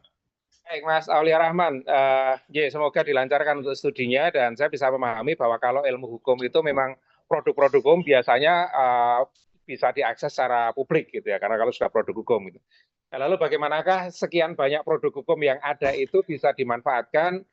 Saya kira kalau di era sekarang di mana era AI itu sudah banyak yang namanya large language model atau model bahasa besar gitu ya. Jadi kata-kata itu atau dokumen-dokumen yang isinya kata-kata itu kemudian diproses dengan satu teknik dengan ya kalau di komputer itu ada yang namanya artificial intelligence, kemudian machine learning, kemudian deep learning dan sebagainya itu ada berbagai metode yang spesifik gitu ya. Tapi saya tidak akan membahas di situ. Cuma contohnya saja dalam hal ini adalah bahwa dengan dokumen-dokumen yang sedemikian banyak itu bagi kita bukan hal yang sulit dengan machine learning tadi, dengan big data tadi untuk mendapatkan dokumen manakah yang ini saling berhubungan. Dokumen A dengan dokumen B saling berhubungan. Jadi kalau misalkan dari produk hukum sendiri itu setiap kali mau bikin produk hukum selalu ada menimbang, mengingat, mempertimbangkan. Itu kan berarti kita pengen tahu kalau mau bikin produk hukum ini kira-kira aturan mana yang berhubungan ya. Nah ini bisa dengan teksnya itu dimasukkan ke dalam komputasi, kemudian yang ada kata-kata ini teks yang mana saja, dokumen yang mana saja. Kemudian dokumen itu probabilitasnya, relevansinya berapa besar. Kalau sering disebut berarti dianggap lebih relevan misalkan. Ada teknik-teknik semacam itu di dalam komputasi gitu ya. Kemudian selain itu juga kalau mohon maaf, Mas Aulia Rahman pernah menggunakan platform AI untuk tanya jawab dokumen buatan Mas Aulia Rahman? Pernah, Prof. Ya, itu kan sekarang kan sudah sangat kaya ya. Kalau misalkan, ya, kalau di berbagai platform itu namanya adalah chat PDF. PDF kita upload, kemudian kita tanya apapun, yang datanya ada di situ itu ternyata ya boleh dibilang 90% itu bisa dijawab dengan spesifik. Berikan pasal berapakah yang membahas tentang kenaikan pangkat, gitu. Itu ternyata akurat. Gitu. Nah, itu kalau soal teknisnya mohon maaf, itu teman-teman komputer gitu ya. Tapi itu adalah menjadi ilustrasi bahwa semakin banyak data yang dimasukkan, kira-kira saya bisa mendapatkan data apa sih, relevansi dokumen satu dengan dokumen yang lain, oke, clear. Kemudian analisis juga, apakah ada kontradiksi antara kalimat di dalam produk hukum satu dengan produk hukum yang lain, itu juga sangat mungkin. Di produk hukum sana dikatakan ini kayak gini, sementara di produk hukum yang lainnya itu kok kayak gini, ini kontradiksi atau tidak. Hal semacam itu juga menurut saya potensi untuk bisa memanfaatkan teknologi big data, karena produk hukum tadi semuanya di-share secara publik, hanya teknik yang tadi lebih dominan ke machine learning atau teman-teman komputer, saya kira kalau untuk penelitian disertasi kan tidak harus semuanya yang melakukan kan siswanya ya. Artinya Mas Aulia Rahman yang kuliah S3 atau mungkin ya S3 gitu punya konsep, kemudian programmingnya ini kan tidak harus yang programming juga teman-teman hukum gitu kan, bisa saja ini kemudian menjadi penelitian anak S2, penelitian anak S1, kemudian nanti produknya konsep yang disampaikan Mas Aulia Rahman itu kemudian bisa dianalisis apakah konsep yang tadi dirumuskan bisa bekerja dengan baik, kemudian berapa banyak masalah yang bisa diselesaikan dengan konsep itu dan sebagainya. Saya kira yang terlintas sementara kurang lebih seperti itu Mas Aulia Rahman. Barangkali kalau masih ada yang bisa didiskusikan monggo.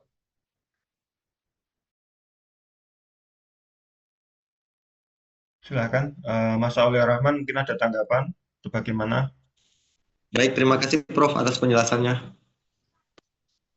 Oke, terima kasih Mas Saya Aulia Rahman. lanjutkan ya Mas. Loh, tadi terpotong, terpental. Bisa lanjut. Monggo Pak Bakti.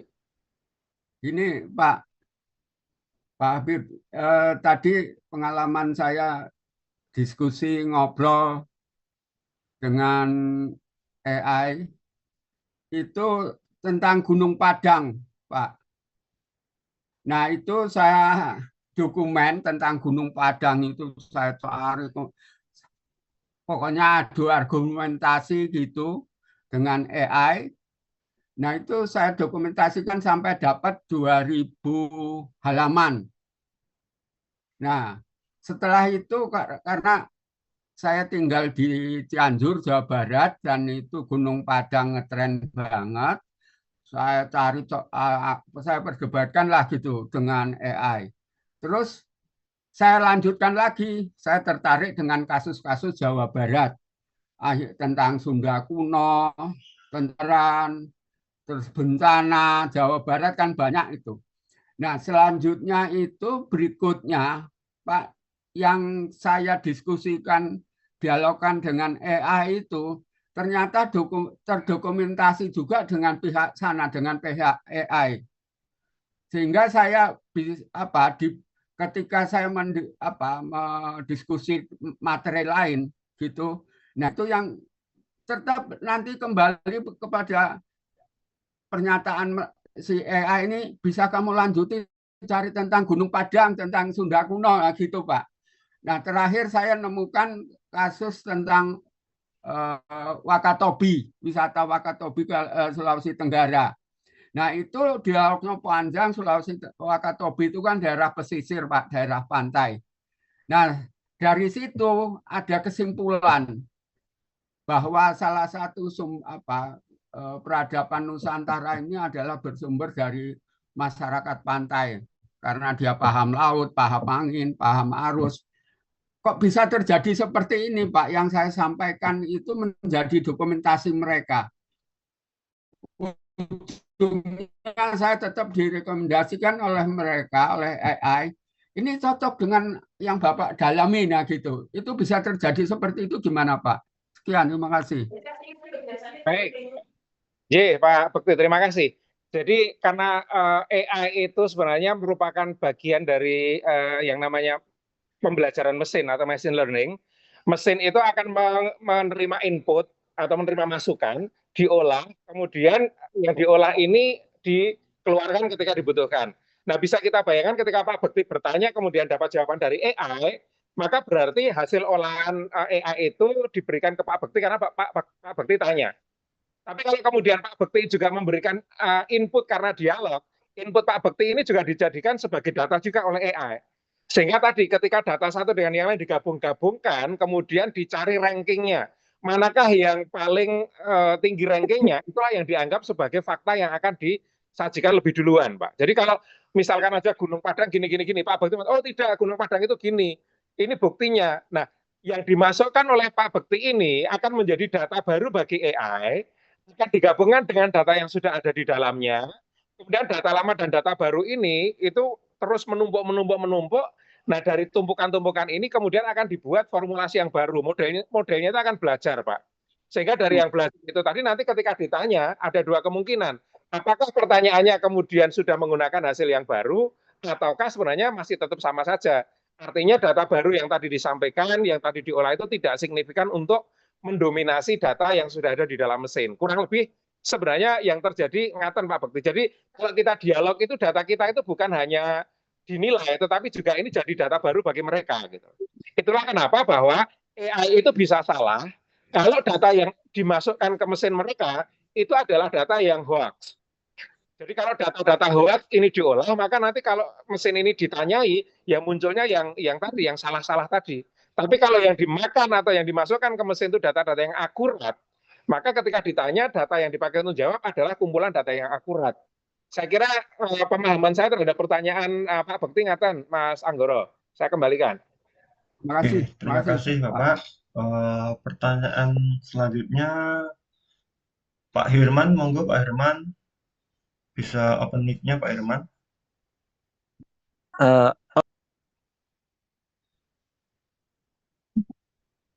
Silakan. Oke, makasih banyak Mas Anggoro. Izin saya off cam Pak ya, soalnya di Lombok lagi hujan, sinyal lagi lari-lari. Suara saya semoga bisa kedengaran jelas di sana. Silakan. Izin Prof. Habib, saya Herman, saya di Poltek Par Lombok. Ini dia 2000 Poltek Par Lombok Pak. Status saya sebagai dosen saat ini di sana. Yang ingin saya tanyakan terkait dengan big data dan penggunaan AI ini, mungkin saya akan fokus sedikit terkait dengan tulisan Prof. Begini kronologinya Prof. 2024 kami ada kegiatan penelitian hibah internal Prof. Nah, saat itu saya dengan tim dari teman-teman BRIN bantu untuk olah data menggunakan big data. Saat itu kami pribadi tertarik mengangkat dengan Mandalika, Lombok dengan Mandalika itu sebagai suatu MotoGP-nya atau sport event-nya yang dilihat, atau masih tetap dengan yang dulunya bahwa Mandalika itu dan Lombok ini lebih konsen ke wisata alam, pantai, bahar, dan seterusnya, seperti itu Prof. Nah, sehingga kami tertarik untuk mengaji namanya analisis sentimen ataupun dan juga menggunakan analisis top modeling. Nah, saya ini kan pertama kali banget menggunakan itu Prof, dan saya memang dibantu oleh teman-teman di BRIN. Nah, itu untuk laporan aman insya Allah karena kami sudah laporkan. Namun ketika diminta untuk pertanggungjawaban ke tulisan artikel dan itu diminta jurnal bereputasi, nah di sini saya mulai mendapat kendala karena pada saat masuk di analisis data itu kan banyak sentimen atau analisis top modeling yang dilakukan di Google Review, karena kami menggunakan Google Review itu Prof, itu berbahasa Indonesia. Nah, ini pertanyaan saya kemudian, apakah yang realnya berbahasa Indonesia dengan pola yang sudah mereka buat, Prof, kena hampir 4.000 sekian responden di situ kita dapatkan di scraping. Ini menjadi pertanyaan saya, Prof. Apakah secara metodologis diperbolehkan jika kita menggunakan bahasa Indonesia, tapi artikel ditulis dalam bahasa Inggris dalam jurnal reputasi Scopus, Prof? Kemudian yang kedua, Prof, pendekatan yang lebih kuat secara ilmiah, ini kita pakai bahasa Indonesia aslinya untuk di jurnal itu atau tetap menerjemahkan ke bahasa Inggris sebelum kita melakukan pemodelan sentimen dan topik ini, Prof? Karena ini pertanyaan saya soalnya sudah ada beberapa teman bilang ya kalau jurnal reputasi harus ditranslate ke bahasa Inggris seperti itu, Prof. Mungkin dari saya terima kasih. Baik, terima kasih Pak Herman. Ya, ini kalau saya nggak salah memahami berarti ada konten mungkin hasil scraping itu bahasa Indonesia. Kemudian karena harus dipublikasikan dalam jurnal bereputasi berarti harus jurnalnya bahasa Inggris. Lalu bagaimanakah dengan datanya? Apakah itu tetap boleh dalam bahasa Indonesia atau ditranslate dulu? Gitu Pak Herman? Betul, Prof. Betul, Prof. Oke, baik. Kalau menurut pengalaman dan pemahaman saya, kalau dari kacamata machine learning ya, kalau dari kacamata machine learning sebenarnya kan tidak terlalu penting sebenarnya dalam hal ini. Memang ketika kita menggunakan satu metode bahasa Indonesia dengan bahasa Inggris kadang-kadang akurasinya berbeda, tetapi nggak signifikan jauh gitu ya. Sehingga dalam hal ini kalau kita itu membahas tentang tentang Mandalikanya itu lebih terkenal karena original quality-nya, katakan wisatanya, ataukah karena MotoGP-nya, maka sebenarnya kalau dari kacamata saya orang komputer, ya yang lebih saya bahas kan algoritmanya ini benar nggak mengklasifikasi gitu loh. Mengklasifikasi misalkan aja bahwa ternyata, atau tadi sentiment analysis, topik modeling gitu ya, bahwa ternyata memang betul model saya ini bisa mengidentifikasi bahwa memang dikatakan ini yang lebih terkenal itu adalah wisatanya, saya validasi betul. Maka saya terjemahkan atau tidak, kalau saya orang komputer nggak masalah sebenarnya, Pak. Tapi kalau kemudian terkait dengan pembahasannya itu dari sisi bahasa, bahwa saya nggak tahu nanti akan dibahas apa. Kalau yang akan dibahas itu adalah kontennya, kalau saya bisa saja tidak diterjemahkan, Pak. Tapi ketika membahas itulah yang kemudian diterjemahkan. Misalkan di dalam jurnal itu mau menjelaskan tentang misalkan tentang istilahnya normalisasi misalkan mau melakukan normalisasi gitu, kata-kata yang di situ disingkat kemudian mau di YG menjadi yang, kemudian SBG menjadi sebagai misalkan, itu model semacam itu kan berarti dalam bahasa spesifik Indonesia ya. Maka menurut saya dua-duanya sepengetahuan saya dulu nggak apa-apa. SBG dalamnya adalah sebagai itu adalah in English misalkan S gitu. Jadi ada bahasa yang asli karena memang kita menggunakan datanya asli. Kemudian di situ ketika menjelaskan, karena memang penjelasannya itu dependen terhadap bahasanya, maka itu yang kemudian kita narasikan, kita translate. Tidak selalu harus bahwa semua data setnya pun harus kita translate kalau menurut saya. Dari pengalaman, pernah ada publikasi yang tetap dalam bahasa Indonesia di jurnal bereputasi tetap bisa lolos. Tapi sekali lagi karena saya lebih ke algoritmik, lebih ke metode, sehingga penjelasannya bukan konten kalimatnya ya Pak ya, tetapi metodenya, modelnya betul atau tidak, bagaimana Anda membuktikan, memvalidasi bahwa model Anda itu bisa melakukan prediksi, itu kan dari komputasi ya Pak ya. Tapi kalau memang dari sisi bahasa ya mohon maaf, memang nanti akan lebih banyak bagaimana Anda mengambil satu konten bahasa Indonesia diterangkan dalam bahasa Inggris. Tapi menurut saya tidak harus bahwa di situ semua datanya, semua korpusnya itu ditranslate ke dalam bahasa Inggris. Sepemahaman saya demikian, Pak Herman. Baik, Prof. Makasih banyak pencerahannya. Ini soalnya saya belum berani submit sebab teman-teman saja lampiran kontrak dan lampiran wawancara itu jurnal yang saya tuju teman sudah diminta untuk ditranslate ke bahasa Inggris, Prof. Jadi saya bilang, aduh, bisa kacau nih saya juga kalau begini. Itu yang buat saya bertanya sekarang ini, Prof. Makasih banyak, Prof. Ini submit kemana? Submit ke editor atau submit ke kementerian sebagai SPC? Jurnal, Prof. Scopus. Oh, oke. Okay. Iya. Kalau yang saya, Pak, kementerian sudah aman, Prof. Menurut saya ya jurnalnya sendiri sudah tahu nggak kira-kira untuk kemudian diproses itu waiting time-nya berapa lama? Belum sih Prof, belum. Cuman ini kan baru rencana mau submit sebagai bukti bahwa saya sudah cuman ketika saya tanya teman-teman, bahkan kemarin ada yang meminta dokumen wawancaranya itu kalau boleh ditranslitkan, bahkan lampiran kontrak pendanaan diminta kalau boleh ditranslate ke bahasa Inggris. Aduh, saya bilang ini agak, makanya saya bilang apalagi data yang terkait dengan ini yang menjadi tanya-tanya, dan saya kurang berani jadinya Prof. Kalau pengalaman saya itu gini Pak, jadi misalkan ada data yang bahasa Indonesia, tapi itu di dalam diskusinya kemudian diberikan penjelasan dalam bahasa Inggris, itu masih bisa acceptable. Tapi kalau misalkan kita bikin grafik atau bikin diagram yang di situ itu dalam bahasa Indonesia, memang itu menjadi tidak meaningful kan? Itu yang perlu dipahami, bahwa kalau menampilkan grafik diagram itu bahasa Indonesia, ya misalnya grafik atau diagram itu ada penjelasannya agar orang yang berbahasa non Indonesia bisa paham gitu. Tapi kalau di dalam pemahaman saya, kalau kemudian datanya diterjemahkan semua kok enggak ya kok. Baik Prof, makasih banyak pencerahannya. Jadi ada masukan dari kami. Ya, tapi kalau itu tadi Pak, kalau misalkan mau submit dan waiting time-nya nggak terlalu lama, ya kenapa nggak submit dulu aja, kan nanti paling editornya akan mengatakan we cannot further proceed your article due bla bla bla gitu ya, berarti jurnal itu nggak menerima yang kayak gitu ya, mungkin cari jurnal lain gitu ya. Tapi kalau kemudian mereka bisa menerima bahwa itu akan diproses lanjut kan, ya berarti nggak harus datasetnya diterjemahkan, tapi yang diterjemahkan mestinya hanya yang dibahas saja, karena yang penting orang paham dengan apa yang kita lakukan. Kalau menurut saya di dalam paper kan nggak harus mereka kemudian semuanya harus datanya bisa diakses full kan. Baik Prof, makasih banyak pencerahannya. Terima kasih Pak Herman. Ya. Terima kasih Pak Herman. Monggo selanjutnya untuk Ibu Vandina, bisa open mic. Assalamualaikum, selamat sore Pak Habib dan teman-teman Kalam semua. Saya salah satu bimbingan Pak Habib yang tadi dinotis sama Pak Habib. Saya ingin sharing sedikit tentang penelitian yang dibimbing oleh Pak Habib mengenai big data yang saya sendiri risetnya mengenai tipologi wisatawan budaya, dan salah satu sumber datanya adalah dari komentar TripAdvisor.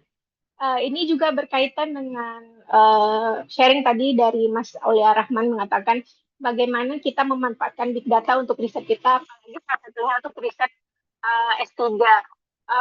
Kembali lagi, kalau saya pribadi awalnya apa sih yang ingin saya lihat dari big data itu sendiri, dan saya fokusnya ke teks, data teks. Sedangkan di TripAdvisor sendiri ada banyak data yang bisa dimanfaatkan, misalnya teks dari komentar, kemudian video, ada juga foto, dan kemudian titik-titik lokasi.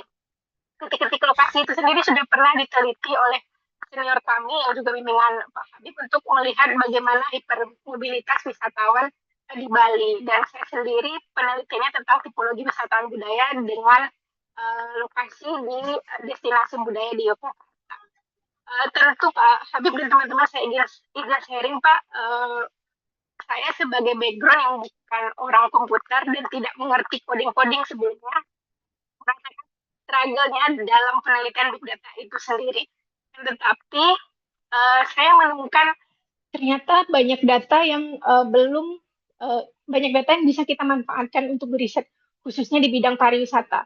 Misalnya kita kalau pernah ngopi misalnya di Starbucks, pasti kan ada wifi Starbucks yang kita pernah login di sana, dan di beberapa penelitian di luar negeri ada yang meneliti titik-titik pola member Starbucks itu bagaimana mereka mendistribusikan pergerakan mereka. Jadi banyak sekali data di luar sana yang kita bisa manfaatkan di dalam penelitian kita.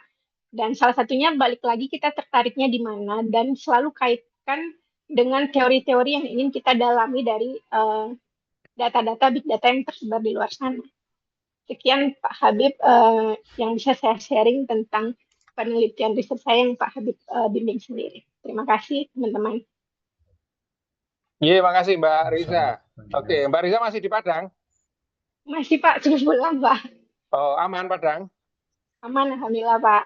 Oh iya, semoga lancar dan tetap aman. Monggo kalau mungkin mau berdiskusi lagi dengan saya, dengan Prof Tri, kira-kira kapan? Baik Pak, siap Pak. Terima kasih. Terima kasih Pak. Oke, terima kasih Bu Vandina. Barangkali ada satu penanya, masih ada 9 menit. Bentar, Atau sudah cukup? ada yang tanya di chat, Mas. Apakah pengumpulan data komentar ataupun judul berita itu etikanya harus izin dulu atau bagaimana baiknya? Ya, iya Pak. Kalau saya tadi Pak, ya kalau mau izin saya kira kan di era big data ini menjadi agak rumit ya. Jadi yang komentar misalkan ribuan, masa semuanya harus kita minta izin gitu ya. Ya asumsi yang sekarang berlangsung di big data adalah bahwa kalau itu di publik, sudah ditaruh di akun yang publik, maka berarti ya risikonya bisa dipakai oleh publik sebenarnya. Nah, kalau kemudian dan tadi kalau kita kemudian mengambil dari situ, dari publik tadi katakan judul atau apa, kemudian tadi ada aspek yang di bagian belakang saya sebut sebagai anonimitas gitu kan. Anonimitas kan berarti sebenarnya nggak apa-apa kalau itu kemudian akan kita bikin anonim gitu. Karena ketika kita big data ini yang kita tampilkan kan bukan individu datanya, ini data ini ditulis oleh ini kan bukan itu sebenarnya. Berapa sih sebenarnya artikel yang mengatakan ini itu agregasi gitu. Jadi privasinya dengan anonymity itu sudah lebur sebenarnya. Seperti halnya kalau kita itu melihat ada data.go.id gitu. Distribusi penerima bantuan langsung tunai BLT. Kalau itu yang disampaikan di share itu adalah distribusi bahwa ternyata kelurahan ini penerima BLT itu ada sekian orang, kelurahan ini sekian orang, itu kan sebenarnya sudah tidak menyinggung privasi. Maka menurut saya itu tidak perlu izin, nggak apa-apa. Tapi kalau nanti ternyata yang dibahas adalah bahwa dari artikel yang ditulis ini dikatakan bahwa kecenderungannya tulisan dia bernuansa negatif. Nah, itu akan menjadi berbeda karena anonymity atau kemudian istilahnya privacy tadi menjadi tidak dijaga dengan baik. Saya kira kurang lebih seperti itu ya untuk yang bertanya tentang apakah kalau mau mengumpul dari komentar ataupun judul berita apakah harus izin. Selama itu memang beritanya itu open, menurut saya harusnya itu sudah menjadi konsekuensi bersama dan bisa diterima, tidak akan muncul tuntutan-tuntutan. Kecuali kalau itu komentarnya di grup yang tertutup. Artinya misalkan itu di grup WA, yang grup WA-nya itu tertutup, kemudian ternyata itu bisa tersebar keluar, ya berarti kemudian Anda mendapatkannya dari grup yang luar ini, nah ini yang kemudian kita harus hati-hati gitu kan. Mestinya nanti yang akan disalahkan kan yang membawa keluar, bukan Anda, karena Anda nggak tahu kalau itu berawal dari grup tertutup sebenarnya. Saya kira itu untuk yang bertanya Mas Ahmad Khairul kalau nggak salah. Mas Anggoro saya kembalikan. Oke, terima kasih Pak Habib untuk sesi diskusi ini udah tinggal 6 menit lagi. Saya mewakili secara pribadi dan mewakili teman-teman panitia mengucapkan terima kasih banyak atas materi yang telah disaringkan berkaitan dengan pemaparan big data.